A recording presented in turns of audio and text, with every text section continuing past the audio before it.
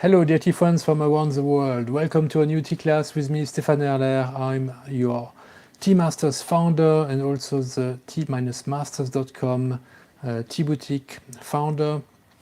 Today we continue with a tea class about our sampler of 4 Tie Guan Yin Oolongs. These 4 samples have different roasting levels, and we have studied them quite in depth in the previous episodes. So if you're interested, you can go back to these different videos that we already made. Today I want to do another class using this sampler to identify Tie Guan Yin which are not Tie Guan Yin. This sampler is very useful for that purpose also, not just to understand the different level of roast and the impact on the taste and on the aromas of Tie Guan Yin, but it can also be your benchmark to recognize and to better learn what is real Tie Guan Yin and then what is fake Tie Guan Yin. Now, for this purpose, I have one Tie Guan Yin imitation. I would say it's not really a fake because it's in my boutique and labeled as Tie Guan Yin made with Xing Oolong. So, and Tie Guan Yin under brackets. So I'm very honest about it. I guess in some shops they would not be as honest about it, but here you are. I'm doing this to educate people about tea, so this is also very interesting to see that you can make Tie Guan Yin with different leaves, not just with the Tie Guan Yin cultivar. In this case, with the Xing Oolong cultivar, and it is made in the fall season. Now, the leaves will look a little bit similar to high mountain oolongs, just a little bit darker because they are also roasted, and because they are from the autumn. They were harvested at a time that is a little bit warmer than spring or winter, and therefore with warmer temperature in the mountain you get a higher oxidation level because it's warmer during the time when you are processing the tea. And this is actually not a bug but a feature if you want to make Tie Guan Yin the traditional taste of Tie Guan Yin, because it requires a higher oxidation level. So that's why also this farmer has done this. Now we are going to measure it and compare it to the medium level Tie Guan Yin. So let's take also a little amount, maybe a bit less. It's evening already in Taiwan, so I don't want to drink tea that is too strong, so that otherwise sometimes you don't fall asleep. So we already can see some little differences between the leaves. Here they appear a bit darker in the Anqi Tie Guan Yin, the real Zhengjian, whereas for the Jiangshuru Tie Guan Yin made from Qingxing, it is a little bit lighter in color, maybe a bit smaller, and how does it smell? In the smell, I would say the real Tie Guan Yin smells a bit more intense, but the aromas are quite similar. So let's see if it's easier to recognize the difference in the cup. Now for this we are going to brew, and if you are really into studying it, I recommend that you brew them in a porcelain gaiwan. So I took 2 porcelain gaiwan. We preheat them well, especially we must make sure that the lid is well preheated. This is a key point that many people don't do well. Okay, the lid is hot. I can preheat my cups now.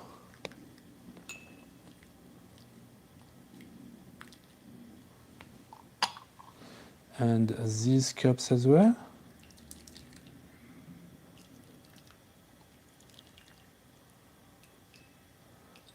And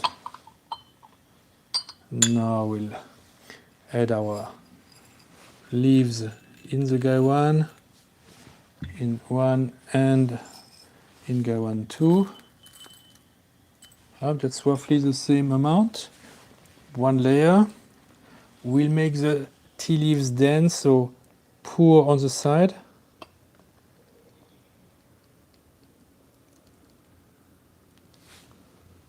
They dance well. You close. We repeat.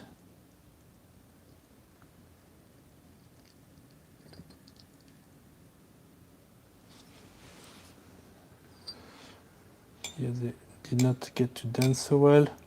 I give them a bit more push. We close as well. And we wait. In the meantime, we can empty our cups.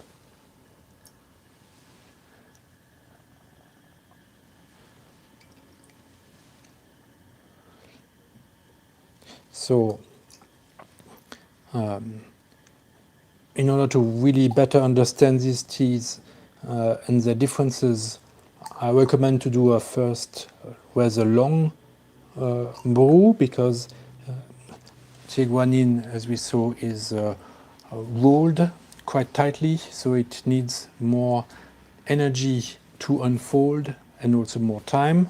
So let's wait, and we did not use so many leaves also, so to get a bit more intense aromas, it's still better to wait a couple of minutes.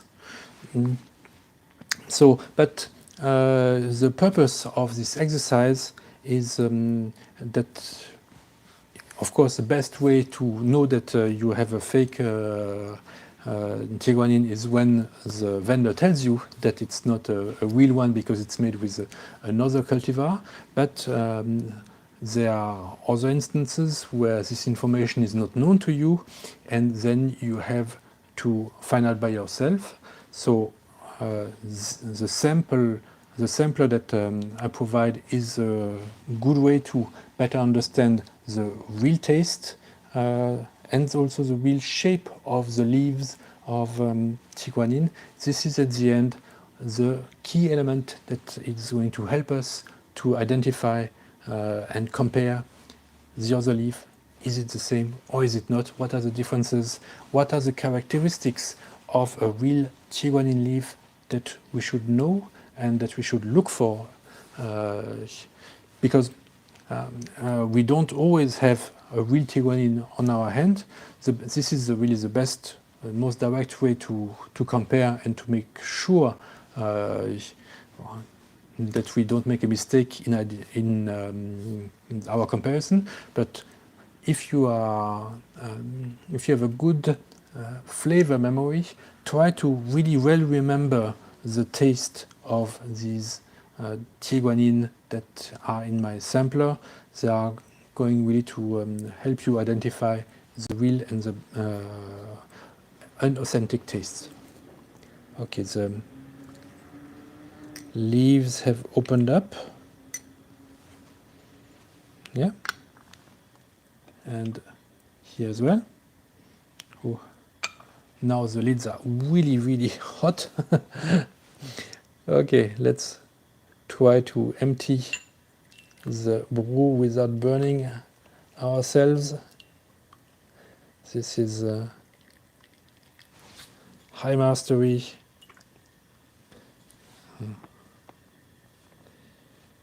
You are not Iron Man, you have iron hands if you are able to withstand the heat. Now the second one.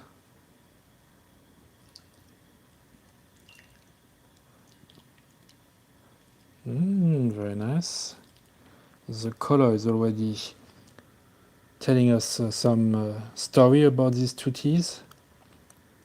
We should also mention that there is a price difference between these two. The sampler of real Tie Guan Yin is a bit more than twice as expensive as this Tie Guan Yin made from Yin Oolong in Alishan. Now, the color are quite similar. As we can see, both are dark yellow, almost orange. We can see a more intense, a better clarity and more shininess in the real Tie Guan Yin compared to the Alishan Tie Guan Yin, which is maybe a bit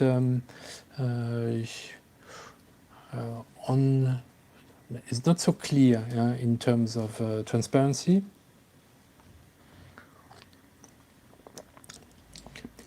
We have a nice sweet taste. Now, comparing it to the real Anshi Tie Guan Yin, first what strikes us is that really the bouquets, the scents are very, very similar. It really seems to be the same tea, but a bit more intense in the Anshi Tie Guan Yin, in the real Tie Guan Yin, than in the Qingxing Tie Guan Yin. This one has a lightness and a sweetness that is quite nice, but the real Tie Guan Yin, it has simply more depth, it has more power. This is really the character of Tie Guan Yin that is so difficult to that we try to imitate, but it's so difficult to reproduce without the real cultivar. This is this Guan Yin, this strong aftertaste. It takes you in the on the palate. It feels full body. Wow, rainbow. This is my rainbow tea. Here we are more delicate, light. It's summer in the mountains. It feels lighter. It does not have this Guan Yin character, but it is sweet. It is very soft and elegant and Alishanesque, high mountain. But so here the smells are similar, but just more intense in the Anshi Tie Guan Yin made with the real Tie Guan Yin cultivar. Now, how do we make sure that we don't have the same cultivar? We take one leaf. So here a leaf of this Qingxing Oolong, quite long, and some signs of dark oxidation on the side. But what we see is that the side is very smooth. We don't see so many dents in the leaf. Now, when we take a leaf from the Tie Guan Yin, it feels a bit rougher, and the dents are more obvious, and it is tilted on one side. These two leaves, we can see that the process is quite similar. And of course, then there are some that are even more different, that have a stronger oxidation. But especially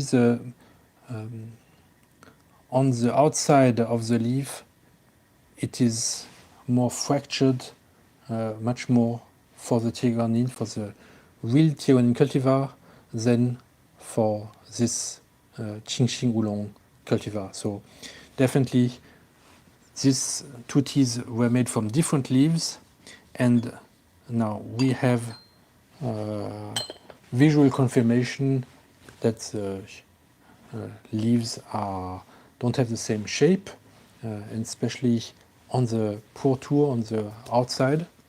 And we also could confirm the fact that it is quite close in terms of smells, but it's really in the taste that the big difference lies.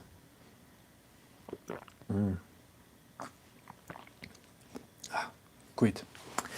So if you are really into tea and you want to learn more about the details of tea, in my selection, as much as I can, when I get the information from the farmer, I will tell you exactly even on which day it was harvested, from which cultivar it was made, from which region, from which village, from which elevation the tea leaves come.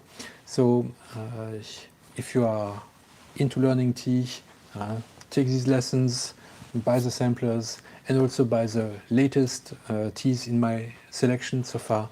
I've added lots of baozhongs, Alishan Jinxuan, Alishan Qingxing, 3 different Qingxing from Alishan, and 2 from Shaninxi so far. Probably next week I shall also have some new ones from Fushoshan and from Daoling. Until then, I wish you a very good Sunday. Give me a thumbs up for this video and ask me questions in the comment section. And see you next week for another tea class. Bye bye. But before I say goodbye, let me see if you have any questions so far. Terry, I'm glad that you found this interesting. So we can really see that with this sampler we could do many things, not just learning about the roast, 4 different roast levels, but also learning about how to brew it in an Yixing teapot, in a Gaiwan. Today I gave you also a simple way of brewing it. It has to open up like this, very taking all the volume on all sides, and we can use this sampler as a benchmark, as a standard, to make sure that other Tie Guan Yins that we buy are real or not, by not just smelling the scents. This is what is possible to fake, but really with the taste and by visual confirmation. But does not mean that a fake is necessarily a bad tea. In this case, this one from Alishan is very sweet, pleasurable, made with quality leaves.